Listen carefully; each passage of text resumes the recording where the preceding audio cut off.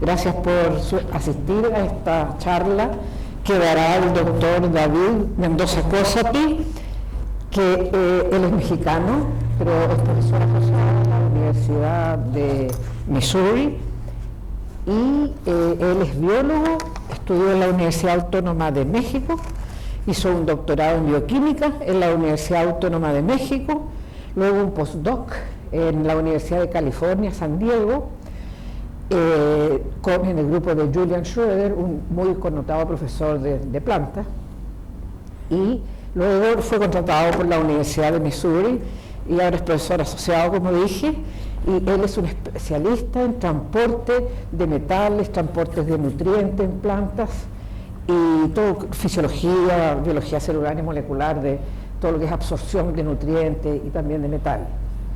Así que ahora los dejo con él y estamos muy contentos y agradecidos también que hayas querido venir. Gracias. Creo que ya lo aprendí. ¿Sí, bien? Muchísimas gracias por la invitación. Yo también estoy muy emocionado de estar aquí. Es mi segunda vez en Chile. La última vez que vine fue en el 2015, pero solamente estuve 2 días en Chile, en Santiago. Pero Santiago me recuerda muchísimo a la Ciudad de México, entonces me siento como en casa. Es excelente. Sí, entonces Alejandra me invitó a dar 5 pláticas. Yo sé que todos están muy ocupados, entonces gracias por venir a la primera. Si no los vuelvo a ver, también ya nos conocimos. Pero les voy a platicar, lo que voy a hacer es bastante dinámico. Les voy a platicar hoy. Hoy es más como un seminario de investigación. Hoy les voy a platicar lo que hacemos en el laboratorio.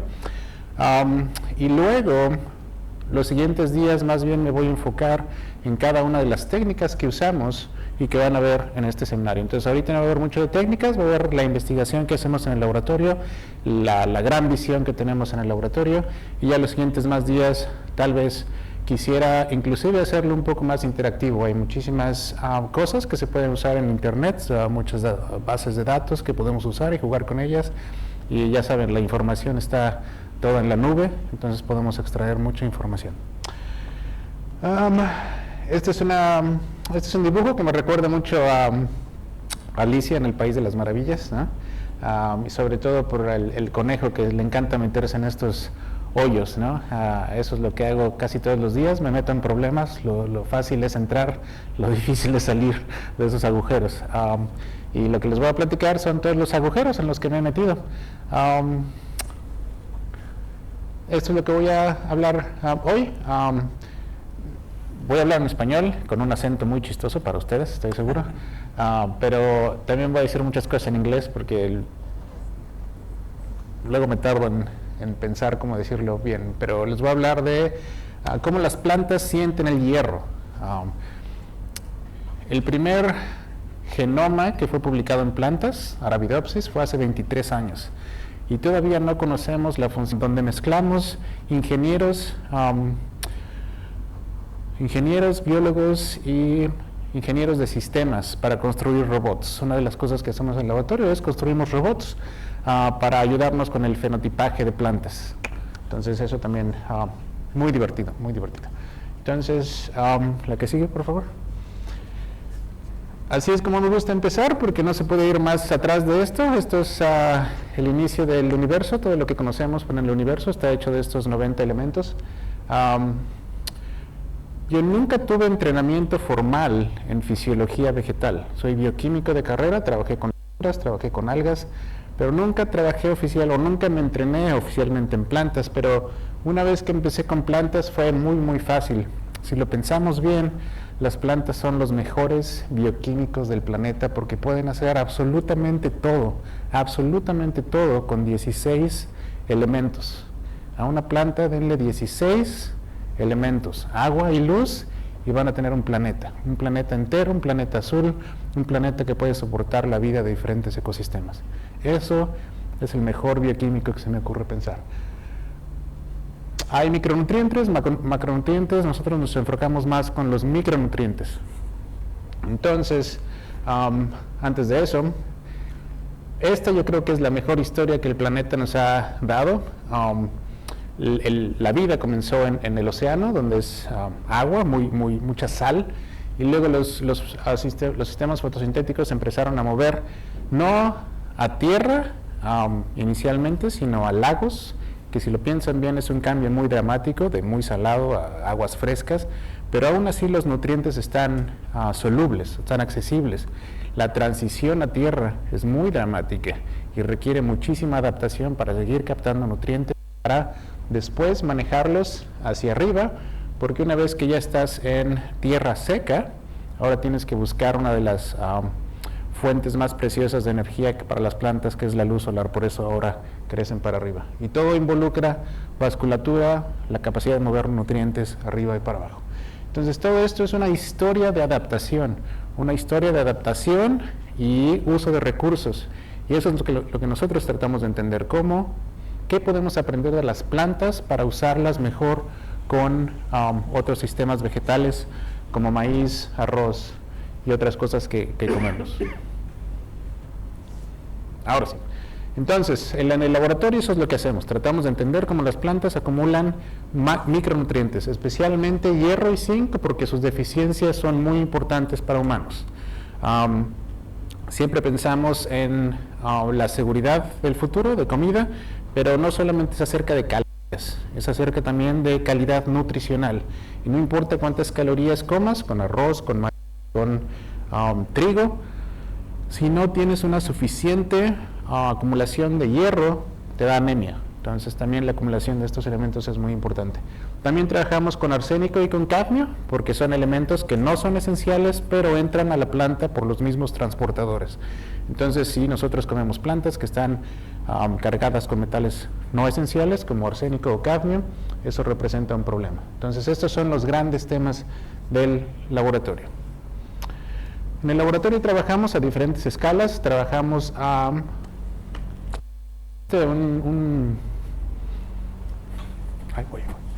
si no voy a estar, si la cámara me estaba siguiendo, ya, excelente, es el de arriba. Ups, no creo que sea el de arriba, pero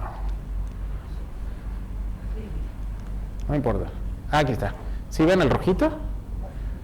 Sí, más o menos. Ok, trabajamos a nivel de tejido específico, a nivel de celular específico, trabajamos con transportadores aislados, proteínas aisladas, y también hacemos esto que le llamamos el ionoma, ¿no? Que es la composición elemental de las plantas. Una de las cosas que me gusta enfatizar es que siempre tenemos que tener en cuenta al organismo entero, a la planta entera. Este concepto de sistemas biológicos, ¿no? De systems biology.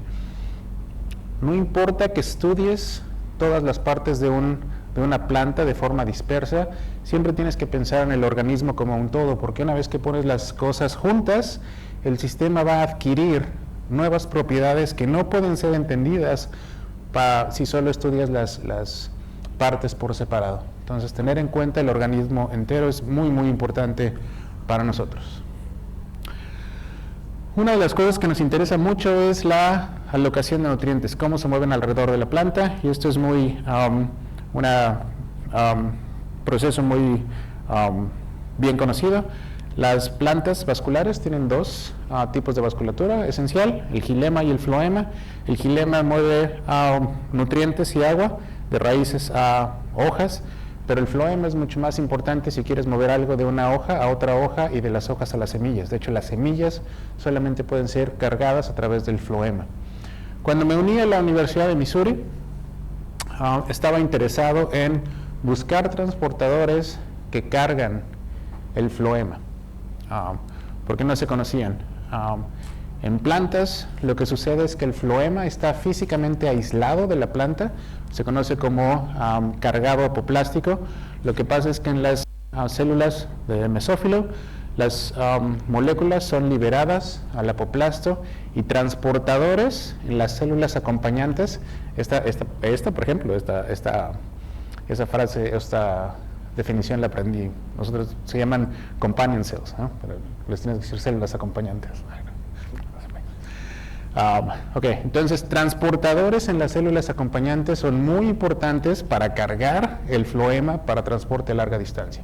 Entonces yo estaba muy interesado en estos transportadores y encontrar estos transportadores no es trivial porque estas células son muy poco abundantes en la planta y lo que queríamos era entender o encontrar transportadores expresados únicamente en estas células acompañantes. Ese es el problema. ¿Cómo encontramos esos? Entonces empezamos, así fue como empecé en el laboratorio, ya hace un par de años, y usamos una técnica que se conoce como TRAP, ¿no? Y les voy a explicar rápidamente esta técnica porque es muy poderosa. De hecho, en los siguientes días, esta es una técnica muy buena para encontrar genes que están siendo traducidos en células específicas. Y luego en otros días voy a explicar otras técnicas que se pueden usar para hacer transcriptómica de células, específicamente de células, de cualquier tipo de células, ¿no? Entonces, lo que sucede esta técnica requiere una inmunoprecipitación, y lo que sucede este es el ribosoma que está traduciendo un mensajero de RNA. Y entonces la parte o la subunidad grande se le pone un tag, un flag que se puede usar como un epítope, creo que se llaman epítopes, para hacer una inmunoprecipitación. Si esta técnica se hace adecuadamente, lo que pasa es que tú puedes inmunoprecipitar el complejo entero de los ribosomas junto con el mensajero que está siendo traducido. ¿Tiene sentido esto? Okay, entonces, con esta técnica uno puede recuperar los mensajeros que están siendo traducidos. El truco para hacerlo tejido específico o célula específica es, como se requiere, esta es una técnica molecular porque tiene esta tag se puede introducir por clonación. La idea es expresar esta subunidad que tiene este tag únicamente en células acompañantes por el uso de un promotor que es específico para células acompañantes. Si quisieras hacer el mismo experimento de células que cargan el xilema, puedes usar un promotor que es específico para silent parenchyma, ¿no? Algo así.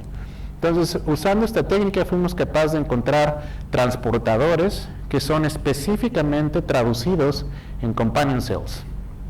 Y no sorprendentemente está el que carga sacarosa en el floema y otros tantos, otros cuya función no se conocía. Entonces nuestro trabajo fue asignar la función a algunos de ellos. Lo que hicimos entonces fue clonarlos todos. En aquel entonces ya clonar era bastante eficiente, entonces clonamos todos los transportadores individualmente en levaduras para poder hacer screenings en lo que se conoce como complementación funcional. Entonces la complementación funcional funciona más o menos así. Recuerden que esta es una biblioteca, una librería con genes transportadores del floema que no necesariamente se sabe la función, pero están siendo expresados individualmente en cada uno de estos puntos de las levaduras. Entonces, si yo agarro una levadura que es incapaz de meter hierro, esta levadura no puede crecer en ausencia de hierro. Si yo transformo esta biblioteca en esta levadura que no puede captar hierro, entonces si un transportador de la planta es capaz de meter hierro, entonces va a crecer aquí. Esto se llama complementación y entonces tenemos un candidato ahora para caracterizar en la planta. Está grabando entonces. Okay. Gracias. Entonces uno de ellos que caracterizamos fue este OPT3 y lo que quería decir es, una vez que encuentras un fenotipo en levaduras, esto es un sistema in vitro y al principio les dije que lo importante era que una vez que tienes un sistema in vitro tienes que regresar a la planta. Entonces lo que hicimos fue obtener mutantes de este transportador. Esta es una mutante que no tiene la función de OPT3, el nombre completo es Oligopeptide Transporter, pero lo que usamos para caracterizar estos transportadores en la planta es usar radioactividad. Y como funciona es lo siguiente, tenemos radioactivo, hierro radioactivo, y nosotros en lugar de darle, la mayoría de la gente hace hidropónicos y les da el marcador radioactivo a las raíces y luego ven cómo se distribuye el metal a través de las plantas. Nosotros no podemos hacer eso porque el floema, si lo piensan bien, si nosotros le damos el radioisótopo a las raíces, lo que vamos a medir es transporte a través del xilema. Nosotros no queremos eso, nosotros queremos transporte a través del floema. Entonces, para hacer este salto del xilema, nosotros damos el isótopo a las hojas, específicamente las hojas. Entonces, aquí está el isótopo, metemos a la hoja, estamos seguros de que los estomatos están abiertos para que se pueda hacer la captación, y luego después de un tiempo la cortamos. Esto se llama la hoja, donde se carga todo, y lo tenemos que cortar porque si no vamos a sobreexponer nuestra placa. Entonces, toda la señal que ven aquí viene de la redistribución del isótopo, no de la hoja original. Esto es muy importante, si no te digo que todo esto. Entonces, esta no es esta, sino cuando cargas el hierro se empieza a distribuir en un patrón muy específico. Si se fijan bien, no todo el isótopo se va igualmente a todas las hojas, y esa es la definición de transporte de floema. La distribución se basa en cómo las hojas están conectadas en la roseta, y se conoce esta distribución como orthostichy, porque es como la forma en cómo están arregladas. Y entonces, esto es la distribución del isótopo en Columbia, que es nuestra control, y la mutante es incapaz de cargar hierro. Entonces, esta fue uno de los experimentos donde pudimos decir OPT3 es un transportador de hierro del floema importante para la distribución del hierro a través de la planta. Este fue un muy buen año para el laboratorio. Ahora voy a hacer un cambio de 180 grados porque de movimiento a hierro me voy a ir a cómo las plantas sienten el hierro. Y es una historia muy, muy interesante. Y antes de meterme en eso, déjenme recordar esta idea de homeostasis. Creo que una de las... seguramente todos han visto esta gráfica alguna vez, ese tipo de gráficas. Mi opinión es que todavía no la sabemos explicar bien. Están familiarizados con expresión de genes. Si les digo expresión de genes a nivel del todo el organismo, ¿sí? Más o menos. Okay. Programas de transcripción. Esta gráfica creo que no la hemos explicado bien todavía, y creo que podemos explicarla mejor, y les voy a decir en un momento a lo que me refiero. Esto aplica para cualquier nutriente. Si lo pensamos bien, no aplica para hierro nada más, aplica para cualquier nutriente. Si no es suficiente, va a haber deficiencia, y si hay mucho, va a haber toxicidad. No importa que sea un nutriente, todos los elementos y todos los nutrientes a un exceso van a ser tóxicos, ¿no? Pero entonces lo que me refiero a que le hemos estado explicando mal es lo siguiente.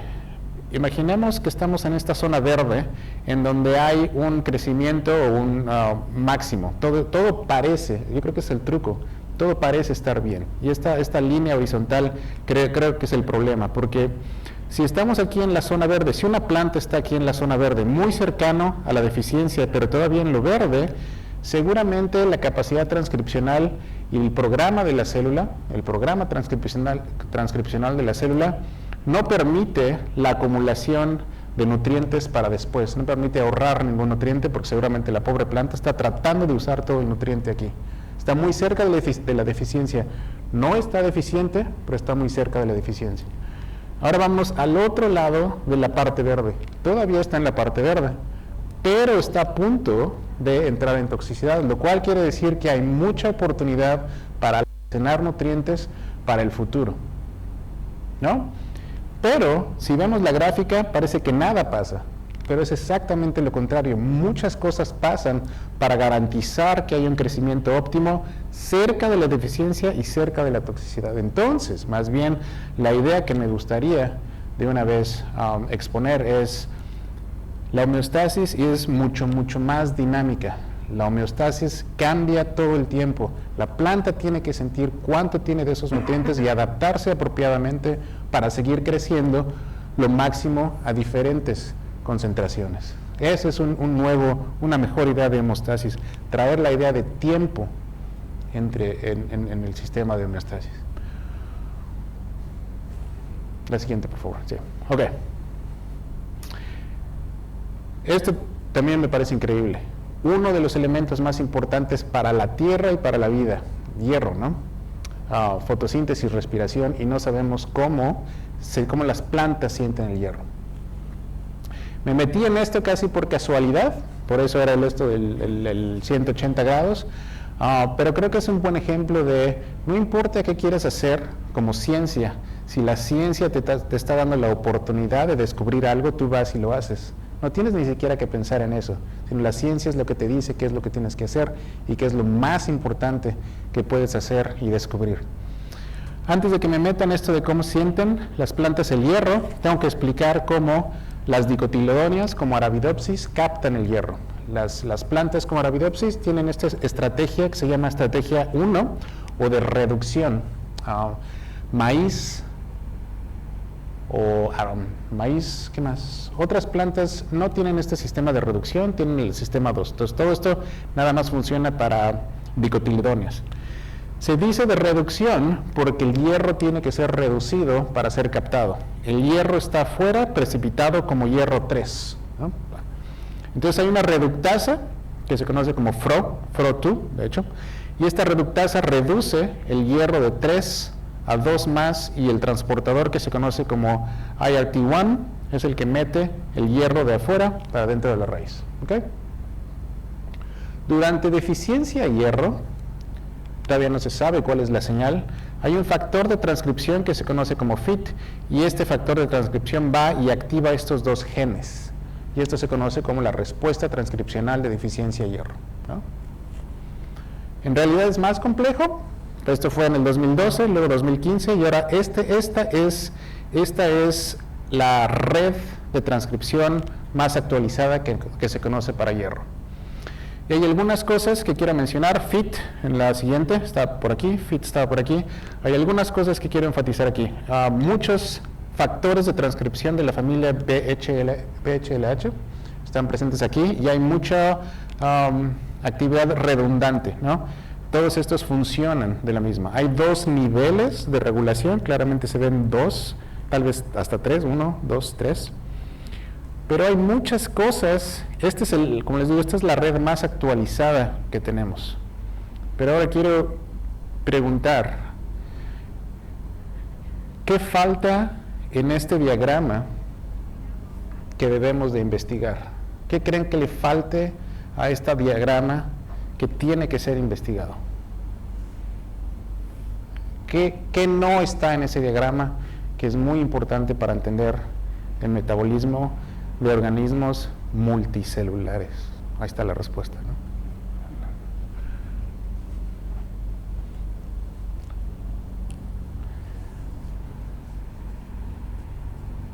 ¿Nadie? One more. Click.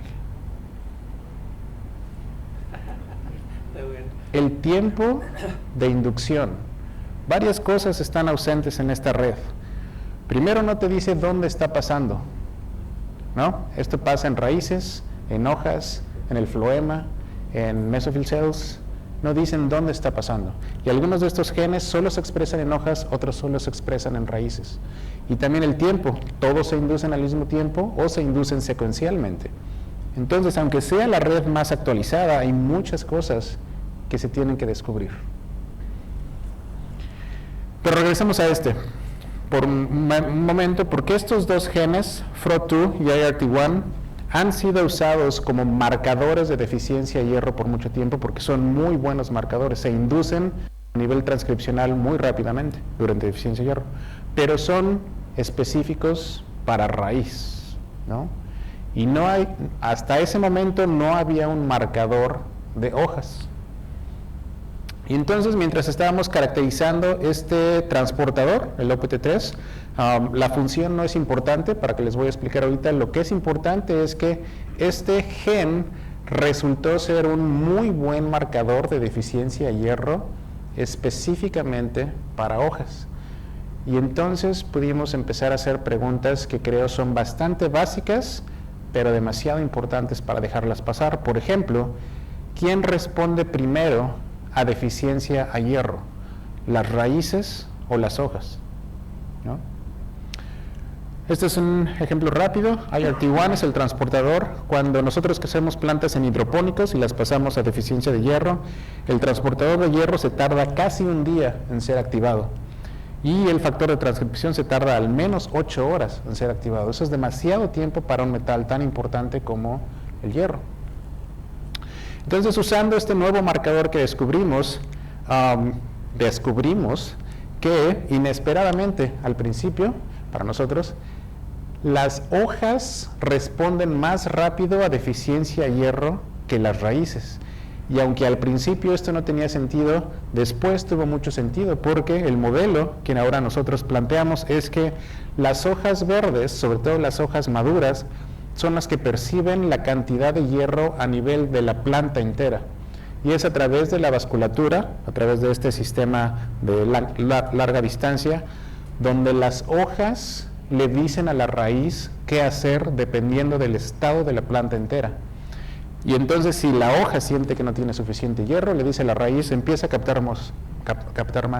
Si la hoja siente que tiene mucho hierro, le manda una señal a la raíz y decirle, no tomes más. Y así se previene la intoxicación por exceso de hierro. Hacer estos experimentos de PCR es muy laborioso, entonces nos empezamos a mover a otras técnicas que nos permiten medir la rapidez de la respuesta a deficiencia de hierro. Este es un promotor que está fusionado con un reportero que se llama luciferasa. Entonces cada una de estas bolitas es una hoja expresando esta construcción y durante deficiencia de hierro se prenden y se puede monitorear en vivo. Y con este tipo de experimentos pudimos demostrar que las hojas, pudimos demostrar de una manera más dinámica y más cuantitativa la rapidez en cuanto las hojas sienten la deficiencia de hierro y qué rápido se prende, y esto nos da la capacidad de cuantificar la velocidad de transcripción cuando las plantas sienten la deficiencia de hierro. Pero ¿cómo sientes que falta el hierro? Ahí vamos. Ya. Vamos a llegar ahí en 4 diapositivas, creo. Una de las cosas importantes aquí es que el reportero se prende muy rápido, ¿no? Como les mostré anteriormente. Pero si movemos las plantas de deficiencia de hierro a suficiente hierro, el reportero se apaga también muy, muy rápido. Entonces no solo la activación es rápida, la represión es muy rápida. Y eso te habla de un sistema transcripcional muy, muy robusto. Y estamos muy interesados en identificar los factores de transcripción detrás de esta respuesta rápida de activación y de represión. Les voy a explicar cómo estamos tratando de encontrar estos. Entonces, una de las cosas que usamos, este reportero es nada más un gen, ¿no? Pero ahora que sabíamos el tiempo que se tarda en activar la respuesta a hierro, lo que hicimos fue una expresión global de genes únicamente en hojas maduras durante deficiencia de hierro, para encontrar las redes transcripcionales únicamente de hojas verdes que experimentan deficiencia de hierro. Y la idea, por supuesto, es encontrar las olas de transcripción que regulan esta homeostasis de hierro. Y antes de que me meta en factores de transcripción, les voy a platicar de un gen rápidamente que nos gusta mucho, es uno de nuestros genes favoritos, proteínas favoritas. La siguiente, por favor. Todos estos son factores de transcripción que se conocen, regulan hierro, pero esta NEAT es una proteína de hierro-azufre. Es una proteína hierro-azufre que está en el cloroplasto. Y esta proteína es muy importante para la homeostasis de hierro. La siguiente. La siguiente. Esta, ok. Caracterizar esta proteína no fue tan fácil porque esta proteína es esencial. Entonces, si generamos mutantes, matamos a la planta. Pero hubo una forma diferente en la que la pudimos caracterizar haciendo mutaciones puntuales. ¿Cómo funciona esto? Es así. El core de hierro-azufre está coordinado por 3 cisteínas y una histidina. Y esta coordinación permite a NEAT la capacidad de donar su clúster de hierro-azufre. Entonces esta proteína le da este hierro-azufre a otras proteínas. Si le cambiamos esta histidina por otra cisteína, entonces ahora hacemos el core demasiado estable al punto de que ya no se puede donar. Y si expresamos esta versión de NEAT en plantas, las plantas se vuelven muy enfermas, se vuelven un poco el crecimiento es anormal, pero estas plantas sobreacumulan hierro. Creo que estas son las dos cosas más importantes. Esta planta sobreacumula hierro, pero a nivel transcripcional, la planta siente que no tiene hierro. Tiene una deficiencia de hierro a través de estos marcadores de hierro. Entonces, esta discrepancia nos llevó a pensar que las proteínas hierro-azufre son importantes para el sensing de hierro, ¿no? Y aquí está la otra, esta es proteómica específica, midiendo proteínas que contienen hierro. No es que le falte hierro a la planta. La planta, de hecho, puede sintetizar una mayor cantidad de proteínas que tiene este Him cofactor, ¿no? Son las proteínas hierro-azufre las que están en menor cantidad y las que llevan a esta activación transcripcional de la deficiencia de hierro. Entonces, lo que estamos investigando es que NEAT está en el centro de cómo se siente el hierro en hojas verdes. Y esto no está publicado, esto es muy, muy reciente, pero muy, muy interesante. NEAT en las hojas está en estas estructuras, aquí está NEAT en amarillo, forma estas estructuras que se conocen como estrómulos, y estos estrómulos son muy importantes para la comunicación entre cloroplasto y núcleos. Entonces, una de las cosas que estamos haciendo en el laboratorio es explorar esta comunicación cloroplasto-núcleos, y es lo que estamos haciendo en estos días. Pero entonces, regresando a redes transcripcionales, sabemos qué genes o qué clúster, qué grupo de genes responden al mismo tiempo. Si los genes responden al mismo tiempo, seguramente están controlados por los mismos factores de transcripción. Entonces, la pregunta es, ¿cómo podemos encontrar factores de transcripción que regulan estas olas de transcripción? Y una de las cosas que tenemos en el laboratorio es todos los factores de transcripción de Arabidopsis. Los 2000 factores de transcripción en Arabidopsis los tenemos clonados en estas bibliotecas, y luego tenemos este sistema de robótica. Es un robot que permite hacer screenings de proteína, de unión de proteína a DNA de manera high throughput, en alta capacidad. Y esta fue mi introducción a robótica, porque aquí entendí que era muy fácil generar muchos datos, pero generar datos no es lo importante. Lo importante es extraer información de esos datos, y nos encontramos con ese problema bien rápido. Porque al principio, todo esto lo hacemos en cuadruplicado para poder hacer estadística, pero al principio nuestros pobres estudiantes los tenían que cuantificar esas levaduras, ¿crecen o no crecen? Y esta era nuestra forma de calificar esas levaduras, grandotas, medianas y chiquitas. Y si lo piensan bien, eso es bias, ¿no? Depende de quién lo vea para calificarlo. Entonces decidimos movernos de humanos a computadoras. También podemos hacer no solo factores de transcripción contra DNA, también podemos hacer proteínas contra factores de transcripciones, ¿no? Y entonces también podemos cuantificar el cambio de color. Blanco es una interacción positiva, rojo es negativa, pero volvemos a lo mismo. ¿Quién lo va a cuantificar? Alguien que piense que si es rojo y blanco está bien, pero ¿qué pasa cuando las interacciones empiezan a ser como rosas, ¿no? ¿Cómo vamos a cuantificar eso?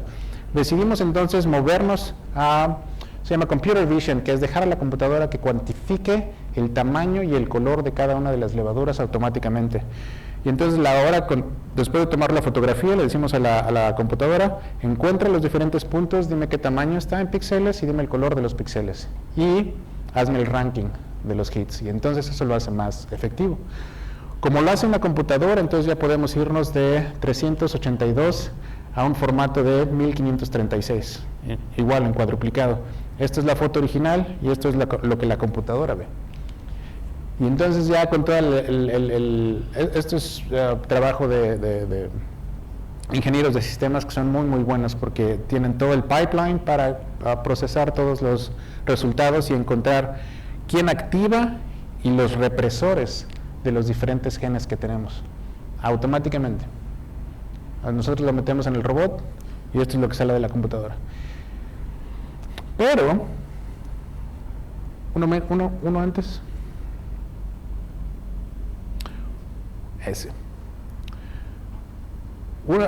Esto de la robótica y de la computación es muy, muy divertida, pero desde el principio les dije que lo importante era regresar a la planta, ¿no? Buscar fenotipos. ¿Qué pasa cuando estas plantas no tienen factores de transcripción? Y todas estas screenings, por muy interesantes que sean, solo te dan candidatos para seguir explorando su función.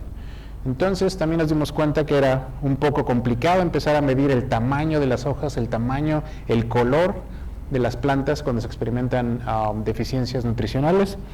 Entonces así fue como empezamos este programa que le llamamos BIPS, que es realmente poner un equipo junto de biólogos, de ingenieros y de ingenieros de sistemas para construir robots. Ya que tenemos dominado esto del color y del tamaño de las hojas, ahora podemos construir robots que pueden cuantificar el tamaño y el color de las hojas para adelantar o hacer el fenotipaje mucho más rápido. Esto es más o menos lo que el robot puede hacer a través del tiempo. Podemos captar, si lo piensan bien, es una time-lapse cámara, ¿no? Es tomar fotos a través del tiempo. Y luego viene el problema, se llama segmentación, y en algún momento, creo que la próxima semana voy a platicar un poquito de qué es una imagen. ¿Qué es una imagen y cómo la computadora puede interpretar imágenes? Las computadoras solo pueden hacer lo que nosotros les decimos que queremos que hagan, antes de la inteligencia artificial. Pero computadoras normales solamente hacen lo que nosotros les decimos que hagan. Entonces, tuvimos que diseñar también los algoritmos para encontrar la forma de las hojas y cuantificar los diferentes parámetros de las hojas. Esto estaba sucediendo durante la pandemia y los ingenieros y los estudiantes de allá son muy resourceful, saben resolver muchísimos problemas. Una de las cosas, así es como se ve el robot. Ellos invirtieron muchísimo tiempo para asegurar que todos los materiales para construir uno sean accesibles. Y aquí está el paper ahorita está abierto, pero espero sea publicado en The Plant Journal en un par de semanas. Ya estamos en las revisiones finales, pero la idea es que pueden bajar el paper y construir uno. El precio total es alrededor de $2,000. Lo más caro es la cámara. La cámara tiene que ser caro porque es el sensor de tu robot, pero lo demás por Amazon. Y se debe de poder construir. Están construyendo uno en Sudáfrica, están construyendo varios en México, alrededor de los Estados Unidos lo están construyendo, porque ya uno no tiene que comprar estas máquinas a compañías súper caras. Ya se pueden construir, todo el código está disponible, se puede bajar y puede tener conexión remota. Si ustedes usan Slack, pueden estar ustedes en su casa y comunicarse con Slack con el robot que está en el laboratorio para que le mande los datos en tiempo real. Y si tienen acceso a la nube, pueden subir los datos a la nube y compartirlos con sus colaboradores en tiempo real. Y todo el código está disponible. Una de las cosas que notamos con estos robots es que muchos de nuestros fenotipos estaban o aparecían en algunas hojas específicamente. Entonces los algoritmos para cuantificar crecimiento y color en una resolución de hojas individuales no estaba muy adelantado. Entonces también tuvimos que diseñar y escribir los algoritmos para cuantificar color y tamaño en cada una de las hojas a través del tiempo.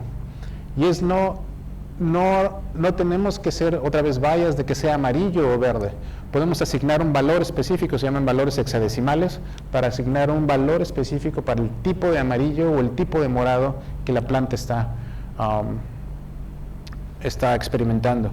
Y el problema que ahora existe, este es un problema que no se ha resuelto, es un problema que estamos tratando de resolver ahora, es cómo mostrar los datos de cambios en color a través del tiempo en hojas individuales. Este es un problema de visualización que no ha sido resuelto y estamos tratando de visualizarlo, estamos tratando de resolverlo. Una de las cosas que notamos con todos estos experimentos es que una vez que las plantas sienten la deficiencia del hierro, los programas transcripcionales son muy parecidos a un programa que se conoce como shade avoidance, que es como cuando las plantas sienten que hay competencia por otras plantas. ¿Cómo se llama? ¿Sombra? Sombra, sí. Entonces los factores transcripcionales son muy parecidos porque lo primero que pasa es que la planta tiene que usar mejor sus recursos. Entonces lo primero que pasa es dejan de crecer. Ya después de que dejan de crecer empieza a haber redistribución de nutrientes para mantener la fotosíntesis hasta que ya no es posible.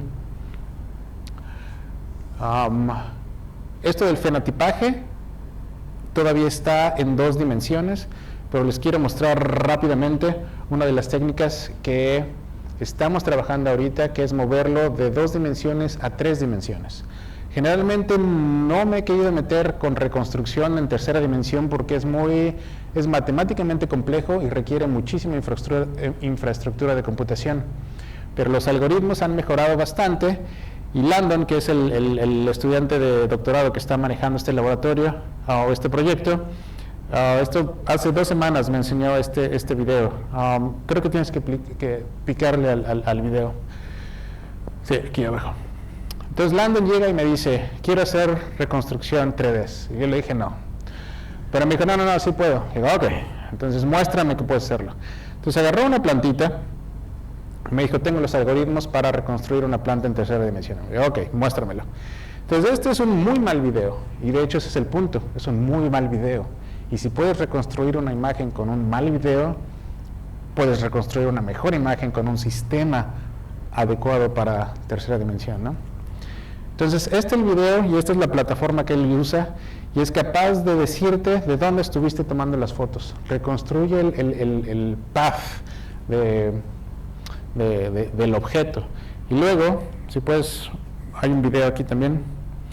Entonces, lo que voy a mostrar aquí, lo que hace este algoritmo es extraer la planta. Y esa es una planta artificial. Esa planta es lo que se conoce como point cloud, que es los puntos artificiales para recrear el objeto original del video. La siguiente. Y es capaz de detectar cambios de color en la hoja de Rosette. Esto computacionalmente es increíblemente difícil, ¿no? Encontrar un objeto y segmentarlo del suelo es bastante difícil, pero este programa es capaz de hacerlo con bastante fidelidad y es capaz de extraer el tallo. Esto en Computer Vision, esto es... Entonces ahora lo que Landon está haciendo es hacer el fenotipaje de plantas que están sufriendo deficiencias nutricionales en tercera dimensión. Yo creo que este es el siguiente paso. Nos estamos moviendo de segunda dimensión a tercera dimensión. Entonces, un poco para cerrar el primer día, no solo mi laboratorio, pero otros laboratorios, lo que hemos estado descubriendo es la secuencia de eventos que suceden cuando las plantas experimentan deficiencia de hierro. Como les decía, lo primero es empezar a usar las reservas. Si no hay reservas, entonces se prende la captación de hierro. Y si no es suficiente la captación de hierro, entonces hay la planta deja de redistribuir el hierro de hojas maduras a hojas jóvenes. Por eso, la clorosis, cuando ustedes ven plantas que están cloróticas, las primeras hojas que se ponen cloróticas son las jóvenes, porque a nivel de mecanísticamente lo que pasa es que las hojas maduras dejan de mandar hierro a las hojas jóvenes para que las hojas maduras puedan seguir haciendo fotosíntesis por un mayor tiempo. Y si no es suficiente, entonces ya la planta se muere, ¿no? Y hay un tiempo de recuperación. En este momento la planta todavía se puede recuperar y el momento decisivo, hay un momento decisivo cuando esto se convierte en un proceso irreversible, que es cuando el hierro en las hojas maduras se empieza a redistribuir del cloroplasto a la mitocondria. El último mecanismo fisiológico que la planta deja morir es la respiración, inclusive en las hojas. Cuando ya el hierro no es suficiente ni siquiera para mantener la respiración, ya no tenemos planta, ¿no? Y todo esto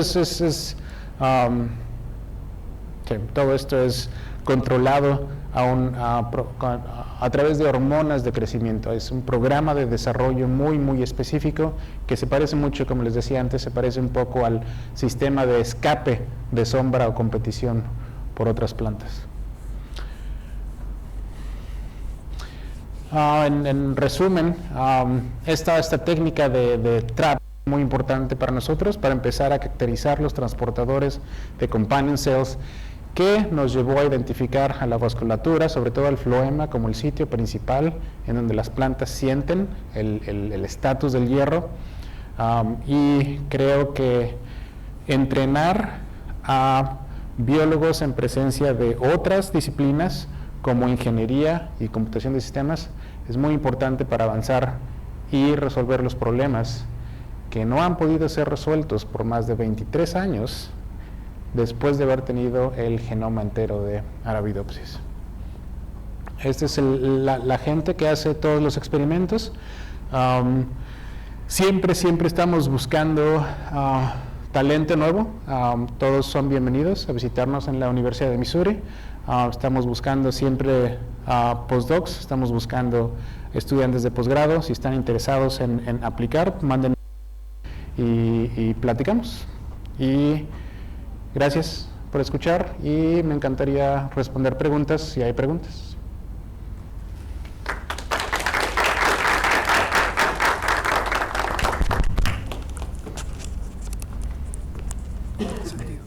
¿Está encendido? Ya. Sí, por supuesto. Muchas gracias, doctor Mendoza, por la presentación. Muy interesante, y esto es como el futuro comparado con lo que hacemos acá. Entonces, viendo estos mecanismos de cómo se mueve el hierro, cómo la planta lo siente, las órdenes que se le da a la raíz, ¿qué otros metales o nutrientes podrían compartir este mismo tipo de mecanismos? El mecanismo de comunicación entre hojas a raíces también funciona para zinc, pero cómo se siente el zinc no es igual que el hierro, porque el zinc no puede formar estas iron sulfur clusters, ¿no? Pero sí se conoce, sí se sabe que hay este sistema en donde las hojas o la parte verde siente el zinc y le dice a la raíz qué hacer. Lo que no se conoce ni para hierro ni para zinc es cuál es la señal. Sabemos que es movible, ¿no? Se tiene que mover a través del floema, a la raíz, pero la estructura química de esa señal no se conoce porque sabemos que no es hierro como elemento, es un complejo de hierro con algo más, y ese algo más es lo que no se conoce. Lo mismo para nitrógeno, también hay señalización a larga distancia de nitrógeno a través de péptidos. Entonces esta idea de que hay una regulación jerárquica no aplica nada más para hierro, sino para otros elementos también. ¿Qué tal? Felicitaciones, un trabajo muy interesante. Como decía, estamos bastante lejos todavía acá de poder, pero fue interesante lo que dijiste de que se podía construir esa máquina al final a precios relativamente accesibles.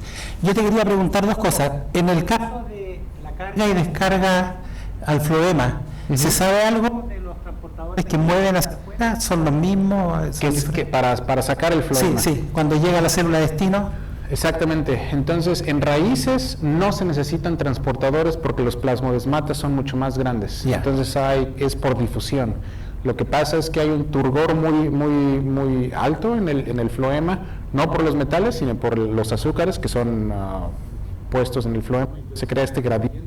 Eso es lo que mueve las cosas hacia la raíz, y hay experimentos muy elegantes donde la gente ha expresado proteínas fluorescentes y se ve como difusión se carga. Entonces es el tamaño de los plasmodesmatas que es lo que hace que se descargue el floema. No se requieren transportadores. Perfecto. Y lo otro que me llama la atención en esto de que mencionaste de la señalización, ¿sí? Que la hoja señaliza a la raíz. ¿Cuándo tienes alguna idea de la temporalidad de ese fenómeno? Porque hay una deficiencia, ¿cierto? Tú lo estás aplicando al suelo, no en parte aérea. Sin embargo, en la parte aérea hay hojas jóvenes y hojas viejas. Claro. Y hay movimiento entre ellas, ¿cierto? Sí. ¿En qué momento de esa dinámica se produce la señalización normalmente? Esa es una excelente pregunta, y la respuesta es las hojas jóvenes siempre tienen deficiencia de hierro, porque tienen una demanda mayor de hierro. Entonces, cuando hicimos la comparación entre hojas maduras y hojas jóvenes, nos dimos cuenta que la respuesta es mucho más robusta en las hojas maduras, porque las jóvenes casi siempre están en deficiencia de hierro. Por eso las eliminamos en nuestros otros experimentos, porque para la señalización, los que sienten cuánto hierro tiene la planta a nivel global son las hojas maduras, cuando ya son completamente fotosintéticas y cuando son las que exportan el azúcar hacia el source to sink relationship. ¿Cuál sería la naturaleza de esa señal?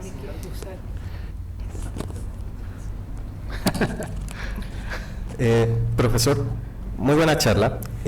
¿Cuál sería la naturaleza de esta señal que viaja desde las hojas hacia la raíz? Hacia la raíz. Te digo que es un complejo con hierro. Sabemos que el transportador OPT3 que mencioné al principio de la charla es muy importante para formar este complejo, pero no se conoce la estructura química de ese complejo.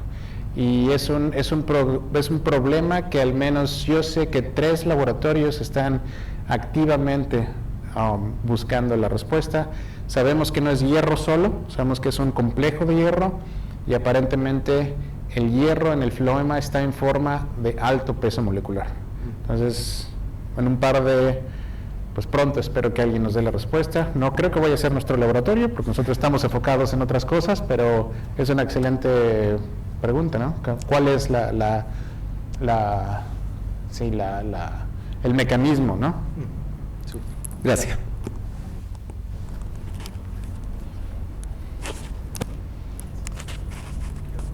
En el estudio comparado, por ejemplo, Arabidopsis tiene otra especie que Espérate, Daniel. Creo que lo están grabando. Es que si no, no queda bien. muchas gracias. Muchas gracias por la charla, muy inspiradora. Nosotros hacemos algunas cosas respecto del 3D incluso con celulares, pero así como a mucho menos nivel, pero estamos incursionando en eso. Además contamos pasto también por inteligencia artificial, así que estamos haciendo cosas así. Todavía no a ese nivel, pero lo intentamos. Le quería consultar, hay una planta hiperacumuladora de zinc que es Arabidopsis halleri. Hay mucha información sobre eso. Y cuando usted hace el estudio comparado, ¿qué han observado? Lo que se conoce en Halleri, y sí, estoy bastante familiarizado con Halleri. No sé, es que hubo una triplicación de las ATPasas, ¿no? HMA2 y HMA4, ¿no? La HMA4. La cosa con Halleri es que la gente se quedó atorada en la raíz. La triplicación de la HMA4 produce mucho más carga en el xilema, ¿no? Pero eso no es suficiente para convertir Arabidopsis thaliana en un hiperacumulador. Resulta que también hay procesos en las hojas que no se conocen muy bien, que tienen que ser también regulados para poder mantener esa mayor captación de zinc. Entonces, la triplicación de HMA4 es solamente la mitad. Tiene que haber un mecanismo de defensa en las hojas, que no en Halleri, pero en otras especies se ha demostrado que es moverla. La parte más sensible de fotosíntesis en las hojas verdes son las mesófilas, ¿no? Donde ocurre la fotosíntesis. Entonces, la que otras plantas la mueven hacia la epidermis. Protegen a las células que son necesarias para la fotosíntesis, moviéndolas a la epidermis. Estaría por transportadores también. Claro, del tipo ZIP, ZIP, Zinc Iron Protein. Pero yo creo que el punto aquí es, y esto aplica para muchísimos mecanismos, no es un gen, ¿no? Es una red de transportadores para llevar los metales, punto final. Está bien si nos tomamos un selfie. Entonces necesito que todos se muevan al centro para que salgamos todos en el centro. Sí, ¿puedo hacer otra? ¿Puedo hacer otra pregunta? Sí, claro. Es que él quiere preguntar algo más. Mientras preparamos la selfie. Sí, claro. Sí, si es que ha leído o ha investigado algo acerca de la relación con los organismos promotores del crecimiento. Es que sí, es que en realidad yo estuve y se ha visto que a diferencia de patógenos pueden como usar la deficiencia de hierro, o han visto que hay una relación entre la deficiencia de hierro y la promoción del crecimiento cuando se establece la relación en los primeros pasos. Eso yo... Cumarinas. Hay unas moléculas que la planta secreta, y las plantas son capaces de ¿cuál es la palabra? ¿Distribuir? No redistribuir, rediseñar la población de bacteria alrededor de las raíces. Y en esa redistribución se favorecen, lo que pasa es que el hierro también, ese microbioma depende de la planta para movilizar el hierro, ¿no? Entonces, en otras palabras, la planta le está dando el hierro a las bacterias. Entonces, la planta ha generado estas moléculas para favorecer el crecimiento de ciertas bacterias que compiten contra bacterias que pueden ser patógenas. Y esto es un campo de investigación muy activo y está relacionada con estas moléculas que se llaman cumarinas. Pero es muy, muy interesante porque, sí es cierto, hemos estado investigando todo esto en condiciones asépticas, donde no hay un microbiome. Y las plantas siempre ven un microbiome. Doctor Mendoza, gracias por la charla, súper buena. Yo tengo un ejemplo en homeostasis de hierro en bacterias. ¿Ya? Y ahí generalmente es por reguladores maestros como FUR y que tienen distintas isoformas, y hay unos que unen cofactor hierro, son proteínas diméricas, otros que unen zinc.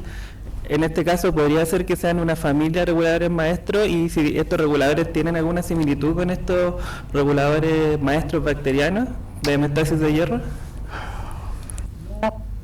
Sí hay reguladores maestros, el FIT sería más un regulador maestro. Pero una de las cosas por las que ha sido muy difícil caracterizar la respuesta a hierro en plantas es porque ninguno de los mecanismos que se conocen en otros organismos de cómo se siente el hierro no aplica para plantas. En levaduras, el mecanismo de sensing en hierro está perfectamente, en humanos, está perfectamente. Y tiene que ver también con hierro, sulfur, proteínas, pero en levaduras es muy bonito porque está la proteína hierro-azufre, se une el factor de transcripción. Si no hay hierro, no hay proteínas hierro-azufre y el factor de transcripción se va al núcleo y prende, ¿no? Sí. Pero ese factor de transcripción no existe en plantas, entonces ese proceso no se puede pasar, ¿no? Rápidamente. No conozco muy bien de bacterias, pero en humanos también es una conitasa, que es una proteína hierro-azufre. Si no hay hierro-azufre, la conitasa va al núcleo y empieza a unir proteínas represores para que se active la deficiencia de hierro. Pero, sí. Distinto. Yo creo que ese es el punto, ¿no? Porque nunca se les ocurrió investigar un organismo fotosintético, ¿no? Las levaduras no tienen cloroplasto, ¿no? Las plantas no tienen cloroplasto. Y entonces, esta no competición, pero tiene que haber una clara distribución del hierro, porque las dos, ¿no? La cadena transportadora de electrones de mitocondria y de cloroplasto depende de proteínas hierro-azufre. Entonces no puedes irte con una y dejar la otra, tienes que mantener los dos activas al mismo tiempo, y ese mecanismo por definición no existe ni en levaduras ni en células humanas. Gracias. No, yo quiero preguntar algo también. Como parece ser que el hecho de sentir el fierro es a través de estos clústeres fierro-azufre, si esto ocurre, por ejemplo, en un cloroplasto, y se sabe que el cloroplasto se comunica con el núcleo y que la formación de clorofila es esencial, será por un camino. ¿Por qué camino caminará esta señal desde el cloroplasto al núcleo? Creemos que son esos estrómulos que se forman. ¿Pero qué es un estrómulo? Estrómulo es una extensión del cloroplasto que se fusiona, y entonces hay transferencia de proteínas del estroma al núcleo, y eso produce diferentes... ¿Y las mitocondrias tienen esos mismos caminos? Las mitocondrias no forman esos, o no se ha demostrado o no se han visto la formación de esos estrómulos. Estos estrómulos se descubrieron hace un par de años y esto es reciente. Sí, no, he visto publicado, eso es súper interesante. Pero Pero ¿qué es lo que camina por los estrómulos desde el cloroplasto al núcleo? Proteínas solubles. Entonces, lo que estamos investigando en colaboración con el laboratorio que descubrió los estrómulos por primera vez es cómo esas proteínas pueden afectar las redes transcripcionales del núcleo. Claro. Porque tenemos la librería de factores de transcripción, entonces podemos, y ella sabe, la colaboradora esta, ella sabe qué proteínas son las que realmente se mueven del cloroplasto al núcleo. Entonces nosotros estamos probando estas proteínas contra todos los factores de transcripción para ver cuáles se unen a cuáles y explorar si es... La idea de transcripción, generalmente la gente pensamos de activación. En realidad, cuando pensamos en hierro, lo que funciona más bien con sistemas represores. Para activar la deficiencia de hierro se tienen que eliminar los represores. Y si una proteína va y secuestra los represores, entonces tienes activación. Es el mecanismo que estamos produciendo. Es decir, que viajaría del cloroplasto al núcleo proteínas que van a destruir o van a secuestrar represores. Exactamente. Esa es la hipótesis, es el modelo que estamos trabajando. Y esto no existiría en ningún organismo que no sea fotosintético. Porque lo que está acostumbrado, por ejemplo, en el caso del cobre, es que, no sé, entre el cobre se une a algo que es en sí mismo un factor de transcripción. No existe nada parecido a eso con el hierro. No, pero creo que se han encontrado metalotineínas en el núcleo, ¿no? ¿Cómo? Se han encontrado metalotineínas en el núcleo. Entonces es posible que las metalotineínas también uniéndose a reguladores de la transcripción. Eso no creo que sea explorado y es algo que se debe explorar porque cualquier proteína móvil que une metales tiene la posibilidad de regular redes transcripcionales relacionadas con esos metales. Claro, porque en general es así, o sea, los metales se unen a una proteína que es o no factor de transcripción o que interactúa con un factor de transcripción. Y esto de movilidad no es nada extraño, hay muchísimos ejemplos en donde los factores de transcripciones están atorados en el retículo endoplásmico y en cualquier señal entonces se hace el cleavage, se rompe esa unión y el factor de transcripción va al núcleo. Entonces hay varios ejemplos de comunicación entre organelos y núcleo. Muy interesante. Muy interesante. Muy interesante. Ya. Ahora sí. Perdón. Un joven. Hola, ¿se escucha? Sí. Ya, perfecto. Bueno, gracias por la charla, muy interesante. Mi consulta, ¿se escucha? Ahí sí. Mi consulta iba sobre que hay un gráfico un par de días más atrás donde se observa la magnitud de la respuesta en hoja versus la raíz y se observa igual una regulación circadiana, por así decirlo. Y ahí no sé si han revisado quizá como la influencia que podría tener el fotoperiodo en este tipo de respuesta, porque al menos de lo que se alcanzaba a ver en Arabidopsis esta respuesta disminuye cuando se hace de día. Claro. En cambio de noche aumenta. Entonces la respuesta es mucho más complicada porque sin deficiencia de hierro todos estos genes tienen un comportamiento circadiano. Cuando se activa ya no depende del ciclo circadiano.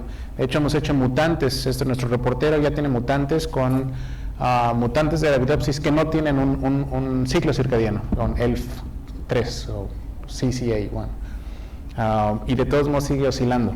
Entonces creemos que es más relacionado con la liberación de los recursos. Por ejemplo, el hierro está en la vacuola, si hay una deficiencia de hierro se libera el hierro de la vacuola, entonces se recupera transitoriamente la deficiencia de hierro, por eso baja, por eso sube, pero esas olas no son resultado del reloj circadiano. Ya. Tenemos evidencia para decir que no. Ya, perfecto, gracias. No. Entonces, vamos a ponernos un selfie. No, todavía alguien quiere. No, todavía no. Ha suscitado interés. Qué bueno. Qué bueno. Hola. Muchas gracias por la presentación, profesor. La pregunta que tenía es si existe, por ejemplo, algún factor externo, tipo temperatura, ciclo circadiano, que afecte la señalización en el caso de que haya falta de hierro. Sí. La respuesta a hierro se crea como... Entonces, supongo que el sistema de fitocromo es importante y tiene que que ser, ¿no? Tiene que haber sistemas, diferentes niveles de regulación, y la luz, por supuesto, es una de ellas. Las conexiones, yo creo que no se han hecho todavía, pero las mutantes están ahí. Si alguien se quiere animar a venir al laboratorio a hacerlas, son bienvenidos. Hay demasiado que hacer. ¿Alguna pregunta más? Si no, nos tomamos la foto, ¿ya? Usted manda. ¿En el centro? Pónganse en el centro. No, él es el que quiere tomar la foto, así que él manda.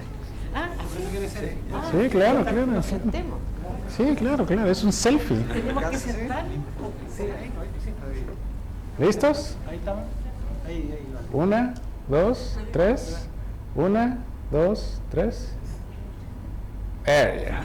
Gracias.